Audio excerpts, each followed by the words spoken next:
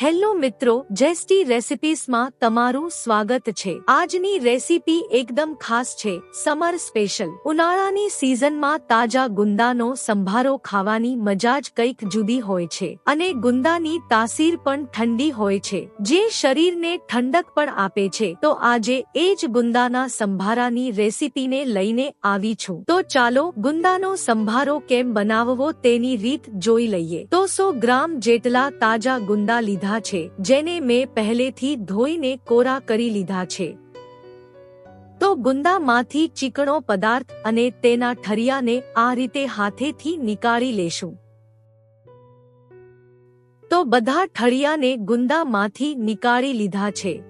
હવે તેમાં મીઠું ઉમેરી હાથથી આ રીતે ચોરીને 5 મિનિટ માટે રહેવા દેશું, જેનાથી તેની અંદર રહેલી બધી ચીકાશ નીકળી જાય। તો 5 મિનિટ થઈ ગઈ છે, તો કડાઈમાં 1 ચમચી જેટલું તેલ મૂકીશું।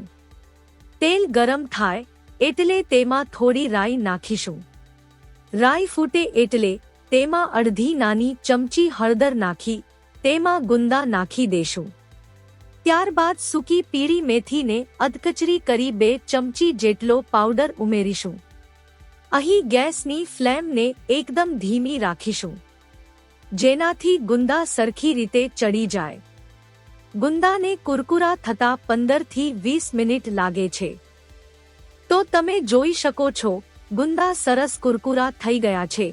તો ગેસને બંધ કરી બાઉલમાં નીકાળી લેશું। આ સંભારામાં મેથીનો પાવડર નાખવાથી ગુંદાનો સ્વાદ ખૂબ જ સરસ લાગે છે। તો તૈયાર છે ગુંદાનો સ્વાદિષ્ટ સંભારો, જેને તમે શાકની જગ્યાએ રોટલી સાથે પણ ખાઈ શકો છો। તો મિત્રો, આજની રેસીપી કેવી લાગી કોમેન્ટ બોક્સમાં લખીને જણાવજો। જો તમને સંભારાની રેસીપી ગમી હોય તો વિડીયોને લાઈક કરી જેસ્ટી રેસિપીસ ચેનલને સબસ્ક્રાઇબ કરી લેજો। ફરી મળીશું એક નવી એકદમ મજાની રેસીપી સાથે।